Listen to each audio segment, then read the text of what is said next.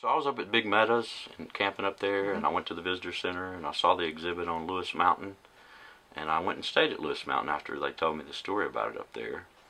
And so I was really curious, especially I guess heightened interest maybe because I'm from Alabama and we have such our own little history about segregation and race and all of that.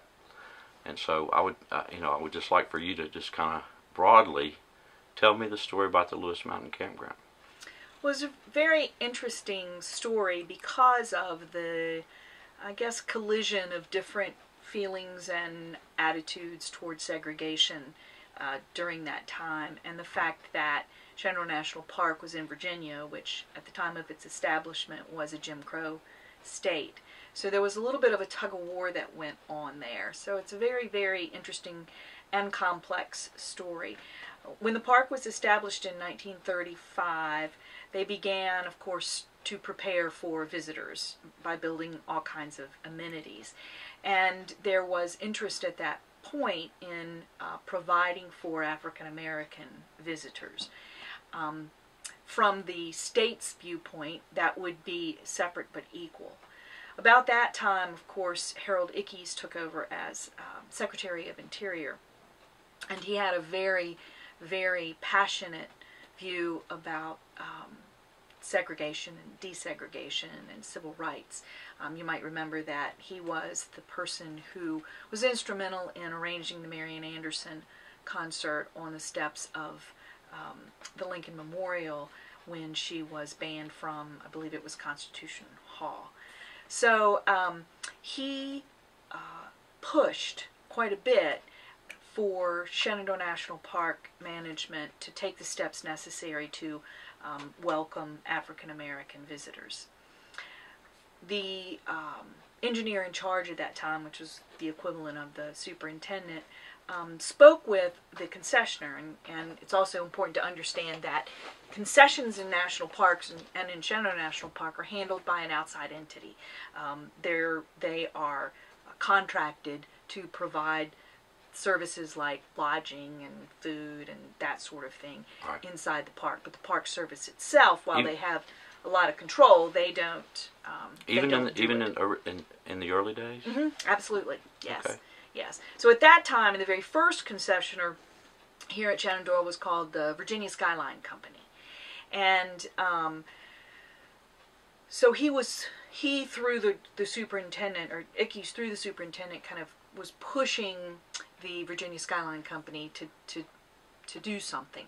And so they began to build a facility at Lewis Mountain along Skyline Drive that was intended to be for African Americans only. It was to be a segregated area. I believe they opened the first part of that in 1938, continued to work on it. Of course, then the war hit and things were kind of at a standstill until the war was over. But in any case, throughout this time, there was a great tug of war because Ickes didn't want separate facilities. He wanted full desegregation, full integration of all people coming to all places. That was probably also the president's position at that time. Which? Roosevelt? Roosevelt's position was, I think, the same as Ickes. Right. Yes. That's what I figured. Yes, but the state of Virginia did not feel that way. Senator Byrd balked at those instructions, and it actually came to the concessionaire threatening to flat out shut down. And Senator Byrd continued to say that, we would only do separate but equal. And Ickes continued to push. And as a matter of fact, the superintendent ended up being transferred away from Shenandoah over, we believe, that issue. Eventually, though, in the early 1950s, Shenandoah became a fully integrated national park. And it was the first public facility that we know of that became fully integrated a full decade or more before the Civil Rights Act of 1964 required it. So I think we're proud of that, and certainly respectful of Secretary Ickes for his work toward that.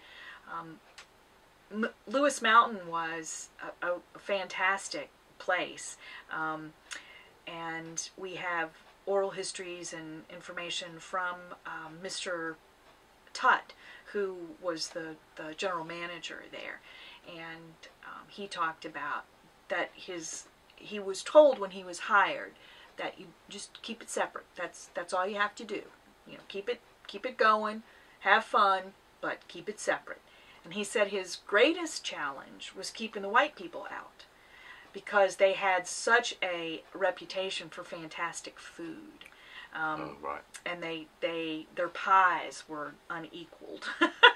So he talked a lot about what a great spot it was, and I always find it ironic that President Truman, when he took office, he came to Lewis Mountain on at least one and perhaps more occasions to visit a newspaper man, a gentleman by the last name of Franklin, I believe C.A. Franklin. He was the publisher of the Kansas City Call, which was one of the most well-respected and widely read African-American newspapers. And he had supported Truman, and they had become friends from his home state. So when Truman was in Washington, Mr. Franklin would vacation at Lewis Mountain, and so President Truman came out and had dinner with him at Lewis Mountain. Also bringing with him General Bradley, who was the first African-American 5-star general. Right, Truman integrated the armed services, right? Yes, yes. So it's a place full of history, and the voices there speak of a really fun and exciting place to be. It was also very popular with the local African-American population. They came for church picnics regularly, and they have many wonderful, wonderful memories. So we've been able, in telling the story of Lewis Mountain, to tap into those voices and be able to tell them both the story of segregation and desegregation, but also the story of a place where they felt free and happy and at home during a time when that was not the case everywhere.